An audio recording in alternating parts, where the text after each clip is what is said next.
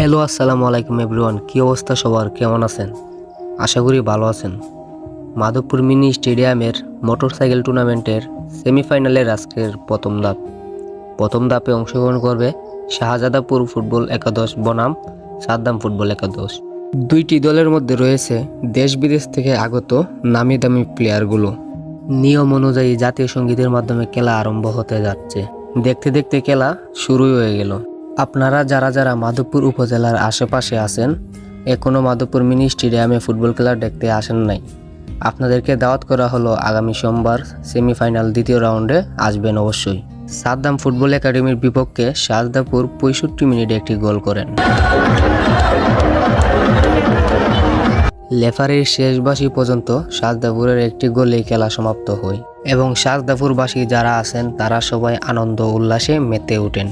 আর আপনারা যারা যারা এখনো মাধবপুর মিনি স্টেডিয়ামে খেলা দেখতে আসেন নাই, আপনাদেরকে আগামী সোমবারে দাওয়াত করা হলো।